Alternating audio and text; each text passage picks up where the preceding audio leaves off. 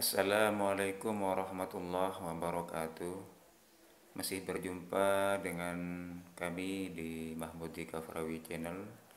Pada kesempatan kali ini saya akan mencoba meresensi buku yang berjudul Agama Sipil Robert and Bella yang ditulis oleh Ahmad Sahidah, penerbitnya Cantrik Pustaka. Buku ini menarik, membicarakan tentang agama sipil dalam perspektif Robert and Bella. Ini tentunya mengingat tokohnya Robert and Bella, maka konteks agama sipil ini merupakan konteks di Amerika Serikat, karena Robert and Bella itu hidup di Amerika Serikat. Apa itu yang disebut dengan agama sipil?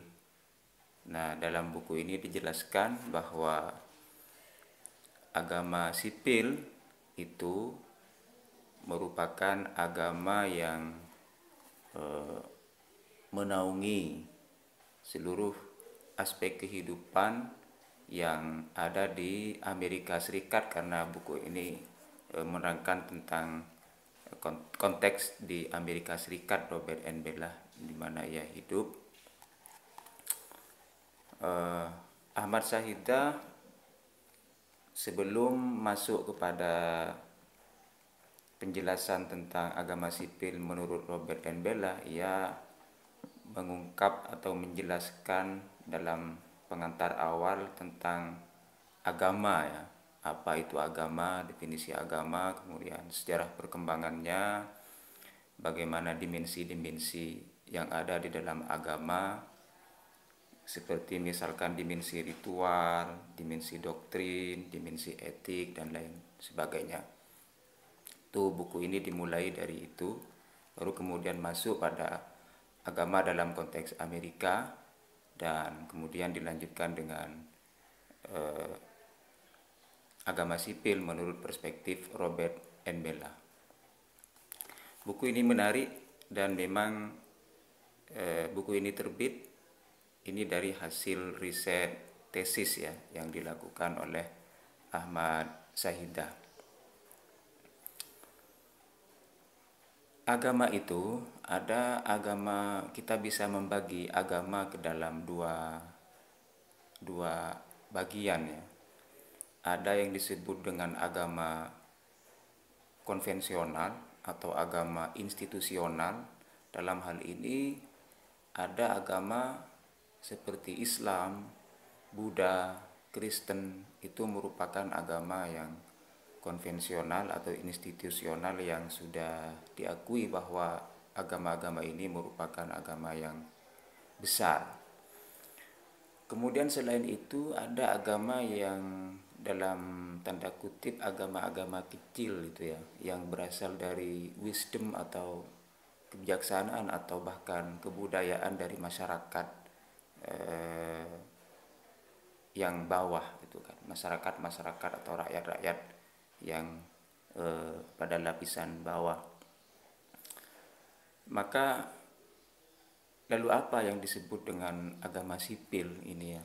Agama sipil. Nah, dalam konteks Amerika itu agama sipil berarti agama yang dapat menaungi seluruh aspek kehidupan di Amerika, karena di Amerika itu kan ada berbagai agama konvensional atau institusional yang banyak yang diakui di sana, seperti Kristen, kemudian ada Buddha, juga ada Islam yang menjadi minoritas tentunya kalau Islam. Nah, Kristen ini merupakan agama yang mayoritas yang ada di Amerika Serikat. Lalu mengapa dibutuhkan agama sipil? Nah, maka